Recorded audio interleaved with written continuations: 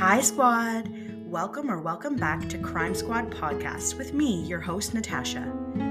It's that time of the week again, an episode dropped for you.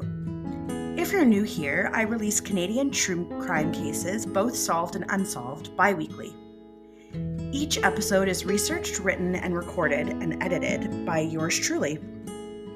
Today's episode is the last episode in a series called The Devil's Playground, about London, Ontario's Elgin-Middlesex Detention Centre, also known as EMDC.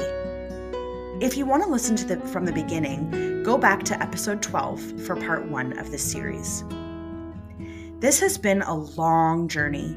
I had no idea what I was getting into when I began this series. Getting to know the inmates as much as possible through the means available to me has been an emotional experience. There were many nights where I'd be sitting at my little Chromebook doing my research, where I'd call out to my partner and heatedly discuss the situations that led to a person's death. This series has been rife with violence, drugs, and even potential murders and cover-ups. Who would have thought that in what I consider to be a small-time jail in London, Ontario, there would be so much devastation? I actually had a few family members of the deceased individuals reach out to me via email about the series. I'm so honored to have been able to interact with them, although sad that it was under these circumstances. As you may recall from the last episode of The Devil's Playground, Sean William Turon Brightman, aka Jr., died in custody with less than 2 weeks of his sentence left. I received an email from his daughter, and after an extremely touching exchange, she shared with me her thoughts, which I will put forward in a bonus episode this week. Death doesn't just affect one person. It leaves behind a trail of victims. Mothers who never see their sons or daughters again. Sisters, aunts, uncles, nieces, nephews. Daughters, sons. Everybody has a story, one that was created over years and years of living. Each person leaves an imprint on others, and when a life is tragically taken too soon, the feeling cuts deep. Today's episode will feature Tyler Lancha, Clayton, Danny Bissonnette, Brandon Bam Bam Marchant, Ronald Jack, and Jamie Briggs. Okay, squad, let's get into today's episode.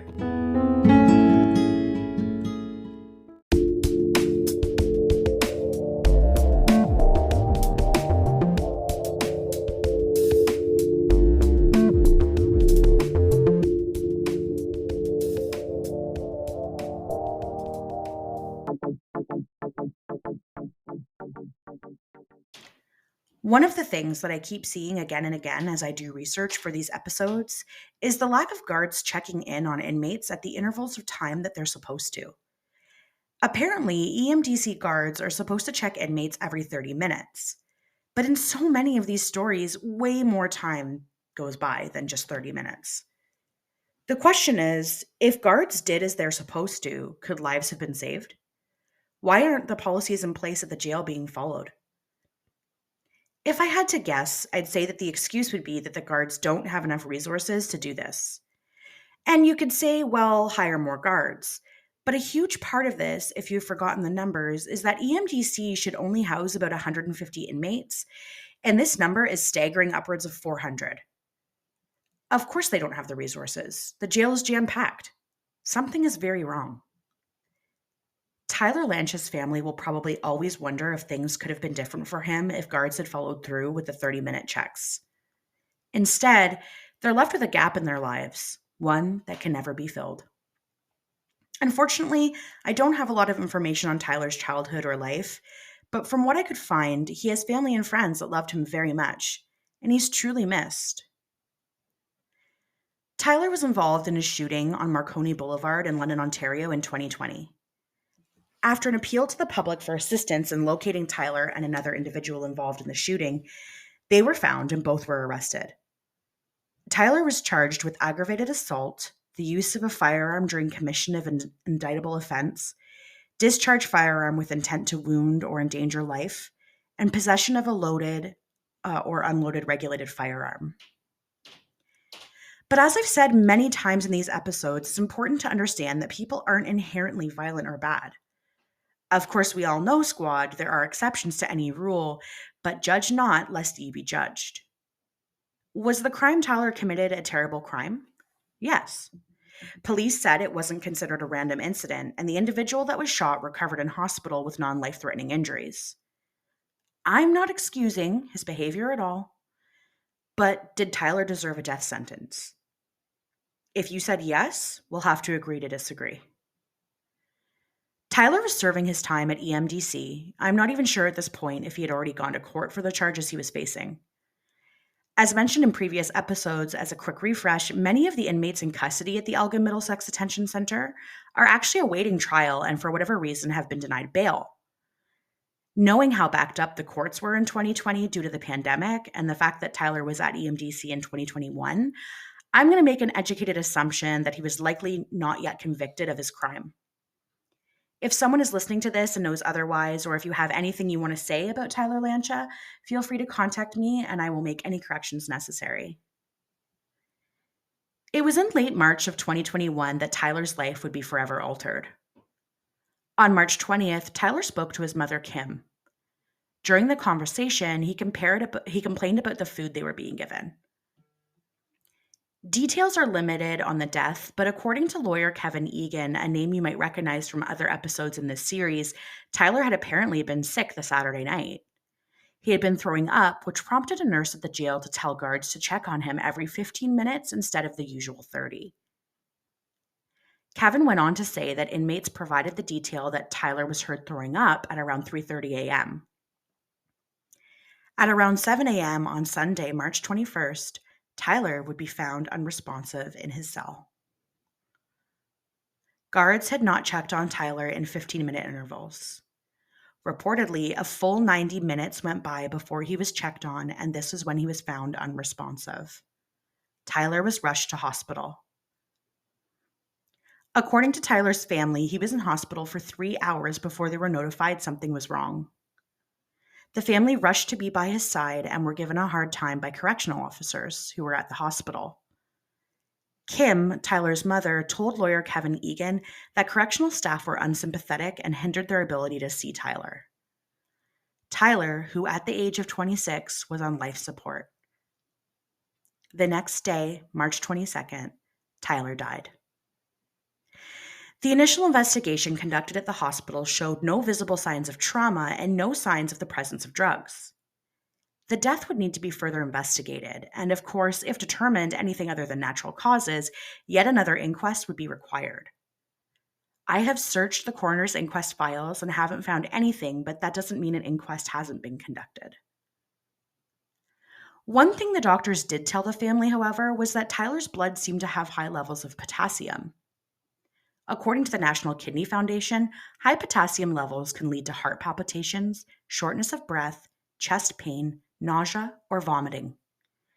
This seems to align with what Tyler was experiencing before he was found unresponsive. What could have caused this? Without medical files, one can only guess. The facts are, Tyler, a decently healthy 26-year-old male, went into EMDC and wound up dead.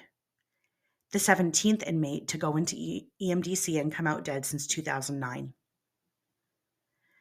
Tyler's family set up a GoFundMe to try and assist with funeral costs and legal fees. They, like so many other families impacted by the senseless deaths at EMDC, want to push forward change. Inmates should not be dying at this frequency. Reading the condolences on Tyler's obituary, as well as the GoFundMe comments, it's clear that Tyler had an impact on many people's lives. Tyler is described as being the life of the party with a smile that could light up a room. His laugh was contagious, and he loved to laugh. He was also fiercely protective of his family, who meant everything to him. He was a genuine friend, one who will never be forgotten. One who had a positive impact on many lives. He would always try to uplift anyone around him. Tyler's sister, Bree, left a comment that I'll share here.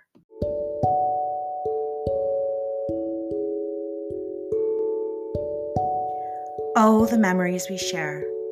When I look back on my life, the only thing constantly there was you, my brother, my everything. From babies to adults, you were always the one thing in my life I knew would never change or go away. It was always us against the world. I really can't believe this. You were the best brother and uncle. You still are. No one or nothing can take your place in my life. Our bond was like no other. I've always been proud to call you my brother, and that will never change. I got you forever, no matter where you are. I can't wait to be with you again. I love you so much, bro, and I'll miss you so much. I'll see you later. Tyler leaves behind an infant son, a young daughter, a stepson, a nephew. He leaves behind his sister and a very large extended family all over the world. Hug your loved ones. Tell them you love them. Tomorrow isn't guaranteed. Rest in paradise, Tyler.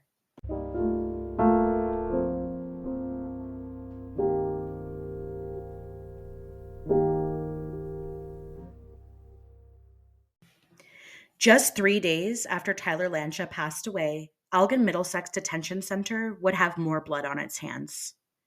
Clayton Danny Bissonnette, a 61-year-old man, died on March 24th, 2021. The life of Clayton, who went by Danny, was the subject of a London Free Press feature in 2023. It is an extensive look at the life of his family, starting with the matriarch, Mary Ellen Lemire. I recommend you read it if you want to get an inside view of Danny's family life. It's written by Randy Richmond, and I'll include it in my sources for this episode. Honestly, it's shocking to me how many stories of addiction or criminal acts start with one simple thing: drugs. But no matter how many times I report on the same issues, I still feel real empathy and concern for the individuals. Their stories never get tiresome. It just remains a sad truth of the world today. Trauma often leads to drug use, which often leads to criminal acts. It's the reality. Danny's story begins with the birth of his mother, Mary Ellen, in 1936. Mary Ellen was an Indigenous woman who had a wild side to her.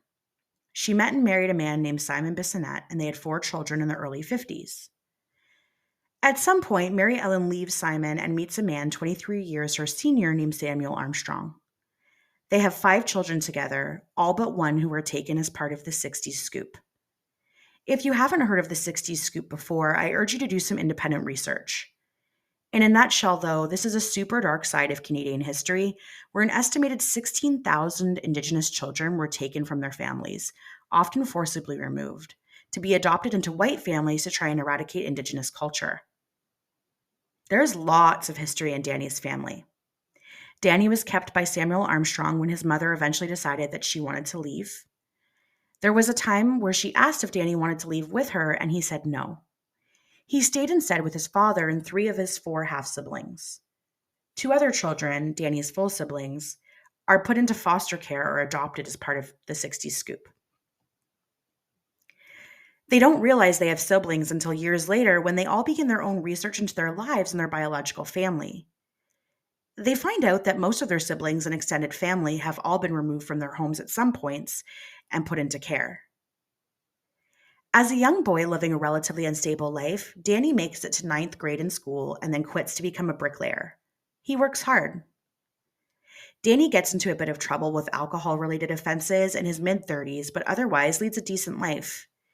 He even meets a woman named Tracy, whom he ends up having a long-term relationship with. Unfortunately, their lives would be forever altered in January of 2006. It's a mild day, perfect for taking the Christmas lights down. Danny starts up the ladder he'd set up instead of waiting for Tracy to come hold it stable for him. Tracy had only stepped away to their garage for a moment when she heard the crash and saw Danny come down. They rushed to the hospital where Danny was treated for a shattered heel. He was prescribed a painkiller, Percocet. It's then that his personality begins to change, as noted by Tracy. He can get mean, although he's not physically abusive. But as some of you may know, words can cut deep, and reportedly Tracy's son was not able to forgive Danny for some of the things that he would say. Danny eventually had a tolerance for the perks and was given the much stronger drug OxyContin, specifically the 80s, which is an 80 milligram dose. Things change. A once loving Danny becomes a different person. The drugs have their hold, and he vows to get sober, but it doesn't happen. After 4 years of watching the man she loved turn into someone she could barely recognize, Tracy made the decision to end their relationship. Fast forward to the year 2020. It's February 17th of 2020 when Danny gets into his vehicle to go for a drive. He isn't driving properly. His vehicle veers over the center line, narrowly missing a head-on collision with a police vehicle, actually. He then hits a curb, which repels him into a small ditch and strikes a cement barrier multiple times. Police arrive on scene and try to conduct a sobriety test, but Danny is barely coherent or able to stand on his own 2 feet. He is transported to the police station where his urine is analyzed. The results indicate he had 4 prescription drugs in his system. 1 for alcohol withdrawal symptoms, 2 for anxiety, depression, and pain, and hydromorphone, which is an opioid painkiller. Danny's sentencing takes place on March 18, 2021, where his charges of driving impaired earn him a 120-day stay in jail. He is 61 years old. He arrives at Elgin-Middlesex Detention Centre on March 18th. He feels okay, if not a little shocked that he was sentenced to time in jail. After all, he had been charged with the same charges in 2018, and his lawyer had been able to get him a fine instead of jail time. This time, the judge was harsher, requiring Danny to serve time.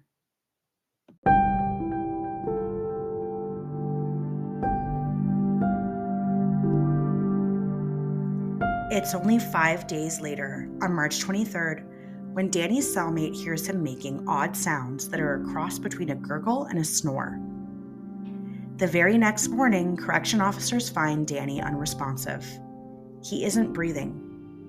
They administer naloxone, which is a drug that is supposed to stop overdoses.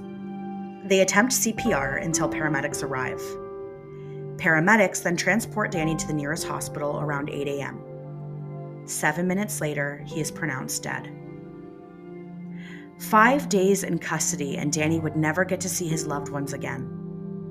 Despite being housed in a specialized quarantine unit because the jail was experiencing a lockdown related to the COVID-19 pandemic, Danny was able to obtain drugs within the EMDC.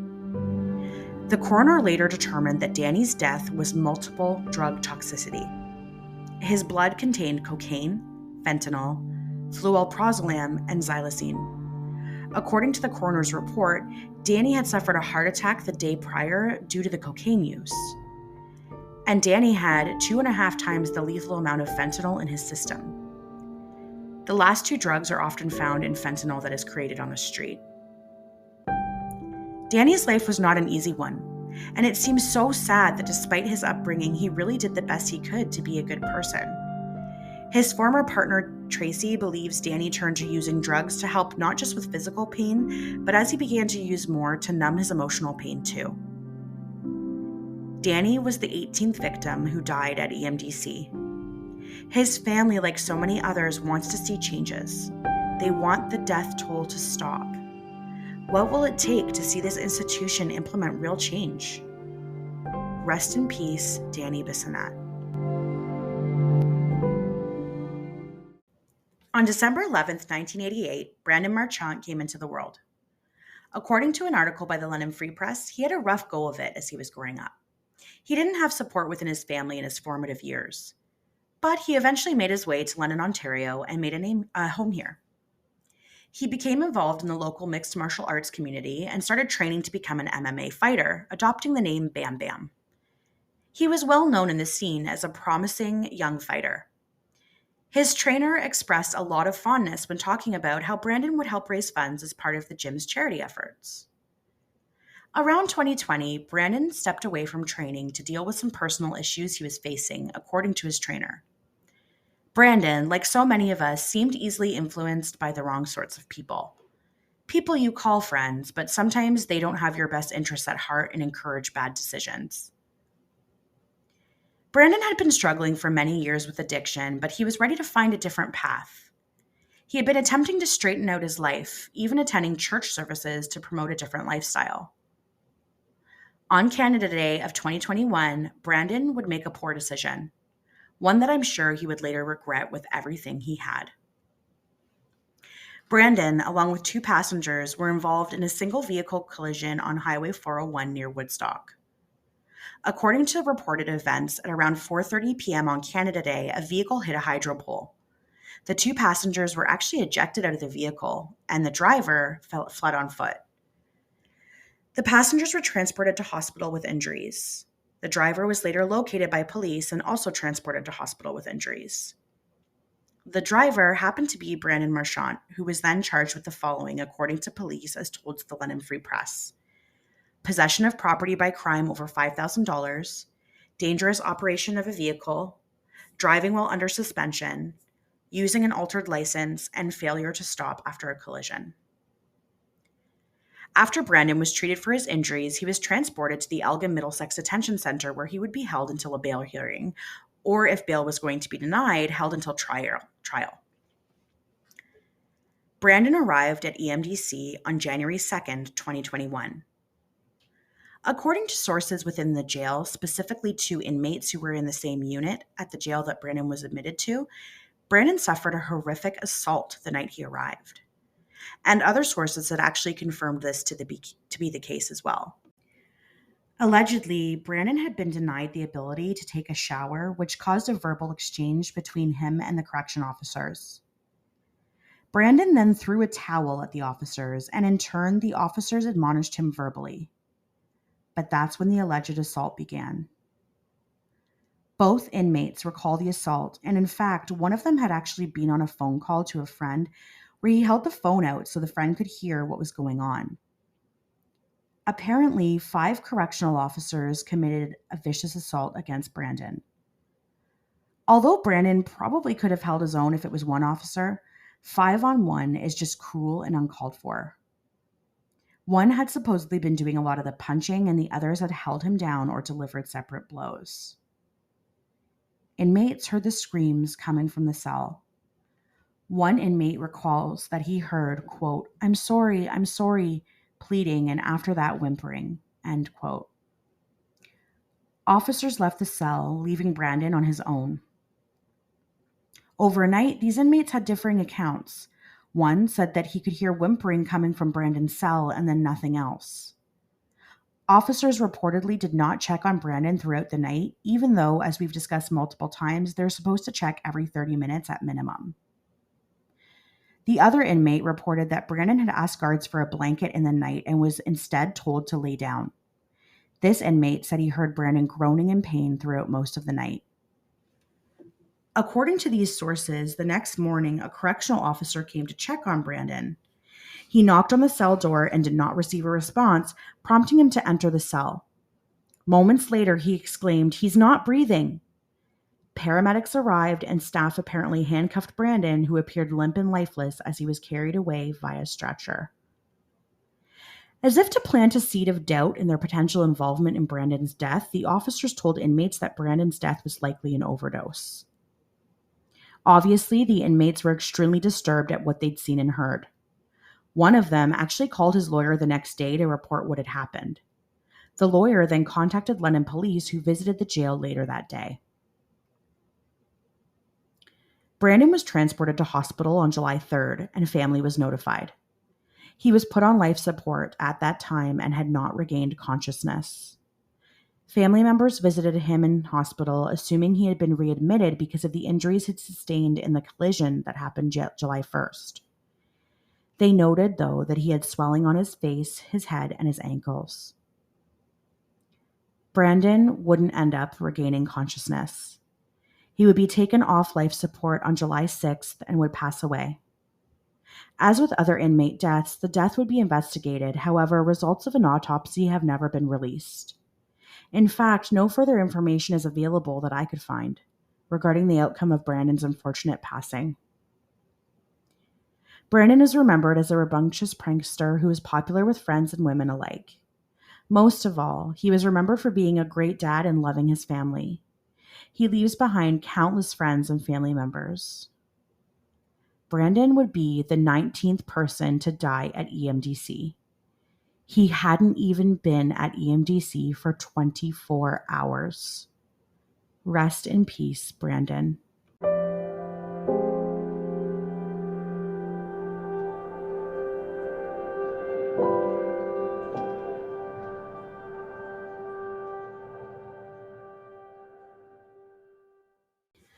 Ronald Jack became an unfortunate milestone for Elgin-Middlesex Detention Centre. On September 13th, 2022, he became the 20th inmate to die at the jail over a 13-year period.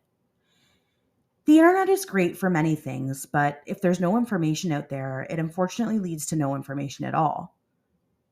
I don't have details about Ronald Jack, which is unfortunate because I always try to separate the criminal act from the criminal. However, Ronald Jack's daughter actually reached out to me via email in late 2023. She indicated that she did not have a relationship with Ronald at all and that she'd only just found out he died.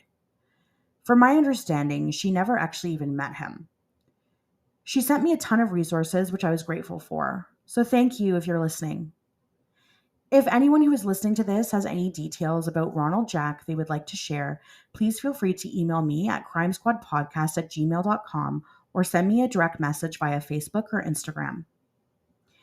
I can imagine being his daughter and wanting some kind of closure, maybe even a glimpse of the man he was, so please let me know if you'd be willing to connect with her, and I'll check in with her to see if she's okay with that before bridging you together. According to the London Free Press, Ronald Jack, a 59-year-old male, was arrested September 8th of 2022. Allegedly, he had breached a condition of his original release after arrest, specifically that he was not to come in contact with two women. He had been charged with assault in December of 2021, but had been released with conditions. He must have attempted to contact one of the women, and after police involvement, Ronald was arrested again and would be spending time in EMDC as a result of the breach. After serving only 5 days at EMDC, he was found unresponsive in his cell. And like so many other individuals before him, he was rushed to hospital where he later died. Police and EMDC remained tight-lipped about the situation and cited investigations were pending, but an article published in October of 2022 revealed a witness had come forward with further information. I just want to point out that this article has not been proven, but it has also not been disproven. This witness isn't 100% certain if the individual he witnessed taken away on the night of September 12th was Ronald Jack, but seeing as how official reports were released indicating an inmate was found unresponsive on September 12th around 11:45 p.m. and transported to hospital then died the next day, it's pretty safe to say it was Ronald Jack. The witness account is as follows. After lights out, he was sleeping in his cell, which was the cell right next to whom he believes was Ronald Jack. At some point in the night, both the witness and his sleeping cellmate woke up to yelling and a loud bang. A bang that reportedly sounded like someone being dragged off the top bunk and slamming to the ground. The witness reports that the next sounds were that of what clearly sounded like fighting. He claims at one point someone shouted, quote, "I'm going to gouge your eyes out and make you eat them," end quote. As if this weren't terrifying enough, guards apparently didn't hear anything, and the fighting had stopped before they came to do their checks. Around 20 minutes later, correctional officers came through for their routine checks, which, as a reminder, are supposed to be conducted every 30 minutes. It was at this time that correctional officers removed the unresponsive male from the cell. From the witness's point of view, the male appeared to be severely injured. He was apparently bleeding from his eye. The witness also caught a glimpse of the cell next to his, and there was reportedly a lot of blood throughout. Unfortunately, like so many of these cases, the Ministry of Justice will conduct their own investigation after police have finished theirs, and any findings, however, will not be made public. This is yet another tragic tale of inmate-on-inmate violence. I wish I could say my usual spiel about how Ronald Jack leaves behind people and that he was a good man beneath everything else, but without any context, I can't do that. What I can say is, rest in peace, Ronald Jack.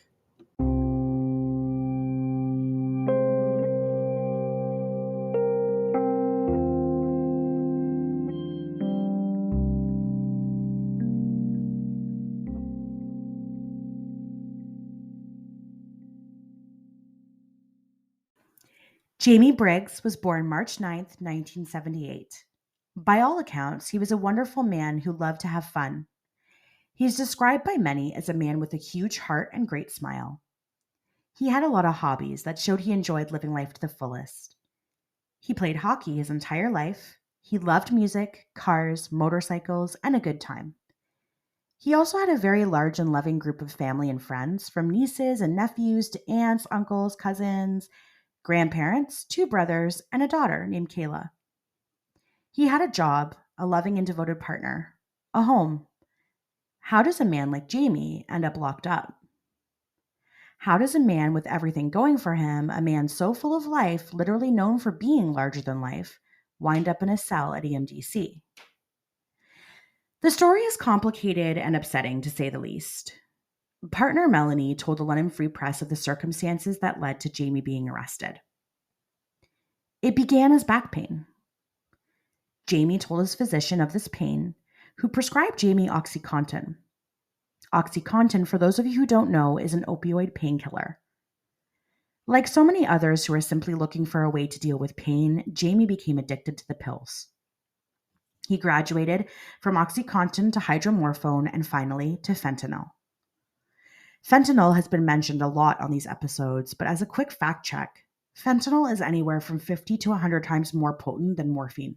Many countries are in what's called an opioid crisis, which means people are dying with increasing frequency from overdose-related deaths when taking or abusing opioid medications. In Canada, roughly 9.7% of people prescribed opioid pain relievers actually end up abusing the drug. Jamie didn't start this because someone offered him a pill at a party. Jamie was legally prescribed medication for pain management and became an unfortunate statistic. Unfortunately, Jamie ended up losing his job in 2020 and realized he had an addiction problem. He wanted to get help. He wanted to stop abusing the drugs. To start, he'd cut back on his fentanyl use. This was a great start, but he would continue to suffer from paranoia, which is common in drug abuse. According to partner Melanie, Jamie would come up with unfounded accusations of her having affairs and also feared home invasions. In June of 2022, Jamie and Melanie had some kind of altercation, which resulted in Jamie throwing an empty cat food tin at her, breaking her cell phone, and pulling her onto a couch. Melanie was frightened by this behavior, so she left the home, but maintains that Jamie didn't hurt her at all. For this confrontational situation, Jamie was arrested by police and charged with 2 counts of assault and 1 count of mischief. I'm not 100% certain, but I believe Jamie might have had orders to stay away from Melanie at this point, which is why he ended up being arrested in July, a month later, for a break-and-enter charge. This charge was given to him because he'd spent the night in the house with Melanie and stayed there when she went to an appointment. This charge led him to spend a week at EMDC, a week that Jamie told Melanie was a very harrowing experience. Melanie recalls in a London Free Press article that Jamie told to her that his time spent in EMDC was horrific. He had served time in a jail cell that was in quarantine with 2 other men in the same cell. He recalled to her that the cell was completely unhygienic, filthy, with excrement smeared on ceilings and walls, spit, and so much more. He had likened the feeling of being in the cell to being a bunch of dogs thrown into a trench. It was completely inhumane. I can only imagine that Jamie would never want to be back in the jail based on how awful it was. When he was released after a week, Melanie and Jamie wanted to be together still.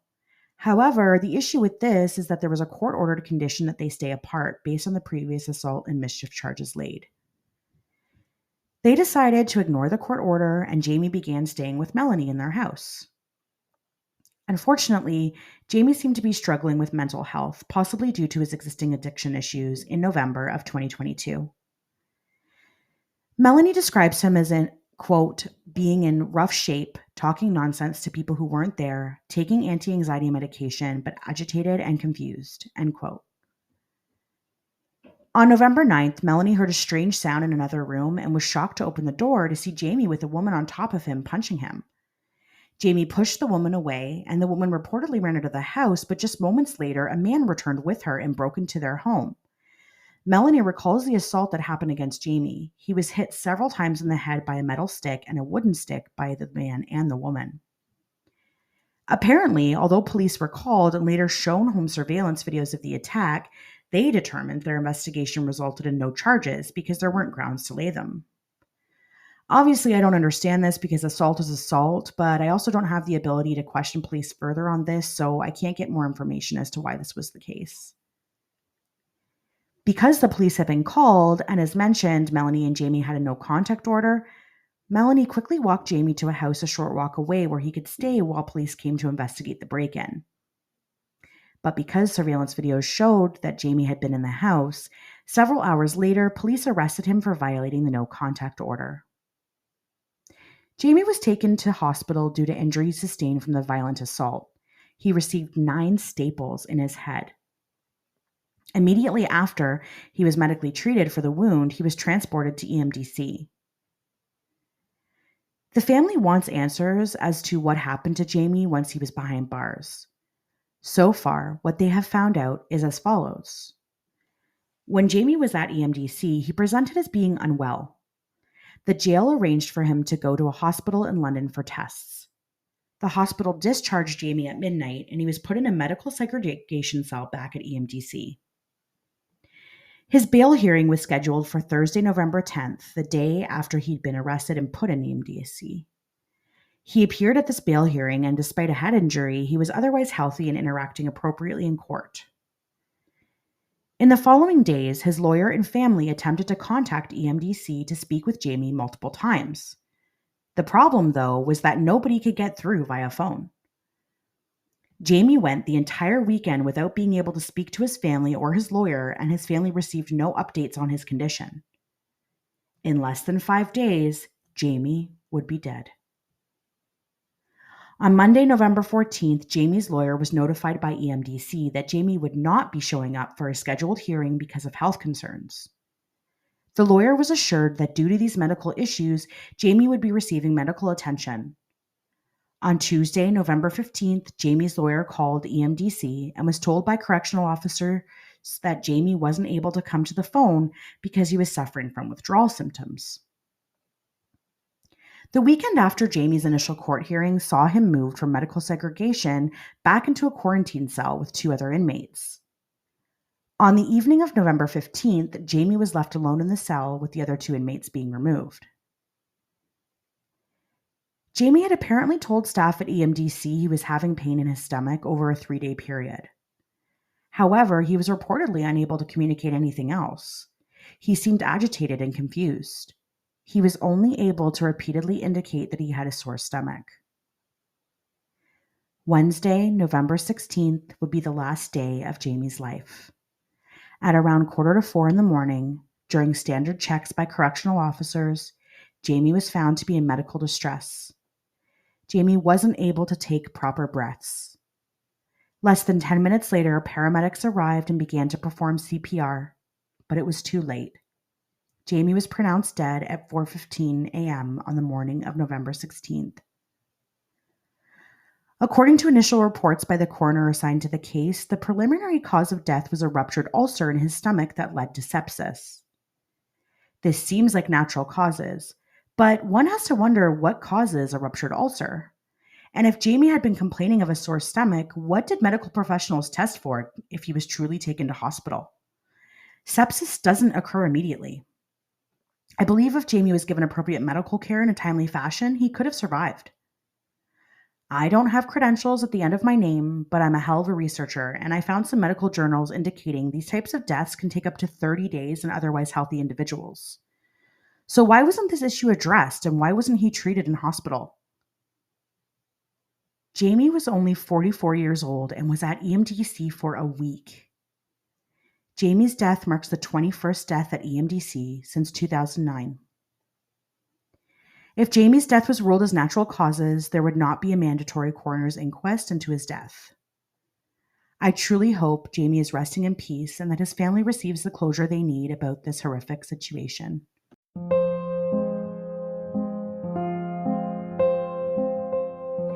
Okay, squad, that's going to do it for this episode. Again, this is the last episode in the sub-series I've been doing called The Devil's Playground. I want to thank you for listening to these episodes. During the research and writing process, I went through a range of emotions, mostly sadness and anger. There were so many moments where I'd slam my laptop shut and say to my partner, "Get this!" and then launch into a summary of the cases I'd be covering that week.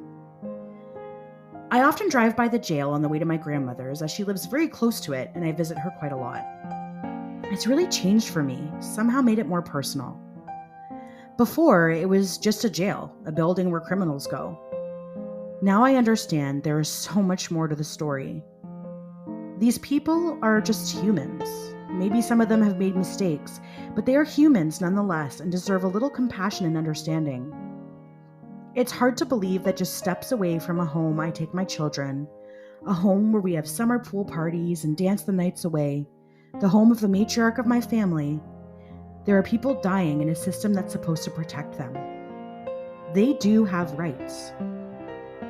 Lawyer Kevin Egan has said it best in an article in the Let Him Free Press, quote, "Every time to speak to the media about another death, it seems like we're just rolling the same film. It's the same issues time and time again," end quote. 21 people since 2009 have lost their lives in the EMDC. These deaths were determined to be the cause of assaults, drugs, or medical illnesses. A class action lawsuit initiated on behalf of the inmates and their families was approved by the Ontario Supreme Court Justice in September of 2023 and will award families or inmates who were incarcerated at EMDC over a specified period of time up to $35,000 depending on what category they fit into. The conditions at EMDC were ruled to be inhumane. Stay tuned for a bonus episode later this week where I address the lasting impact an inmate's death had on his daughter. Be sure to follow my social media. I have Instagram, Facebook, and TikTok. Also, be sure to follow the show, Crime Squad Podcast, wherever you listen to your podcasts. If you want to comment on any of the inmates, or if you have something you want me to share on behalf of a loved one who has experienced life at EMDC, feel free to reach out to me via direct message or via email at crimesquadpodcast@gmail.com. I will respond to you, usually within a day. Thanks again for listening. Have a great couple weeks, and always remember, stay safe and be kind to each other.